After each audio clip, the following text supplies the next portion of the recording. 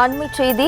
ஓசூர் அருகே மத்திய அரசு நிதியின் கீழ் 15 கோடி ரூபாய் மதிப்பீட்டிலான பணிகளை துவக்கி வைக்க வந்த KP முனுசாமிக்கு திமுகவினர் கடும் எதிர்ப்பு தெரிவித்தனர். திமுகவினர் தான் அடிக்கல் நாட்ட வேண்டும் என கூறி வாக்குவாதத்திலும் ஈடுபட்டனர். இது தொடர்பான விவரங்களோடு நமது செய்தியாளர் ஆனந்தபாபு இணைகிறார். வணக்கம் ஆனந்தபாபு, விவரம். வணக்கம் ஜெயஸ்ரீ.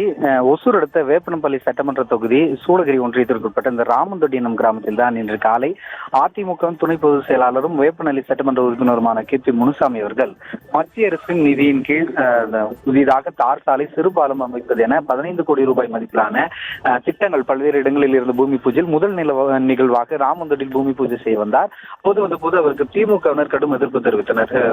மாநில அரசாக திமுக அரசு இருக்கும் போது MLA என்கிற முறையில் நீங்கள் பூஜை செய்யக்கூடாது, திமுக அரசாக இருக்கக்கூடிய திமுகவினரை இந்த பூஜை செய்ய வேண்டும் என அதிமுகவினர் திமுகவினரிடையே பேச்சுவார்த்தை நடந்தது. ஒரு கட்டத்தில் கைகெழுப்பாக மாறிய நிலையில் திமுகவினரின் செயலை கண்டித்து சொந்த தொகுதியிலேயே பூமி பூஜை செய்ய திமுகவினர் எதிர்ப்பு தெரிவிக்கும் நிலையை கண்டித்து அதிமுக துணை பொதுச் செயலர் KP முனுசாமி அவர்கள் தற்போது இந்த வேப்பனப்பள்ளி சாலையில் சாலை மறியலில் ஈடுபட்டு வருகிறார். அவருடன் அதிமுகவை சேர்ந்த 100க்கும் மேற்பட்டோர் இந்த சாலை மறியலில் ஈடுபட்டிருக்கிறார்கள்.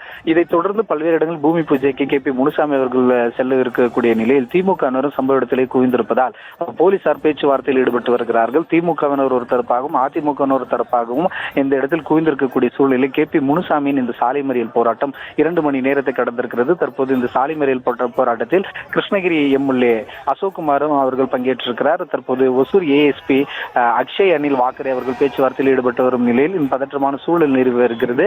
மத்திய அரசின் நிதியில் யார் பூமி பூஜை செய்து மக்களிடம் பேர் வாங்க வேண்டும் என்கிற போட்டியில் தற்போது இந்த பகுதியில் பதற்றமான சூழலும் சாலை மறியல் நடைபெற்று வருகிறது. ஜெயஸ்ரீ,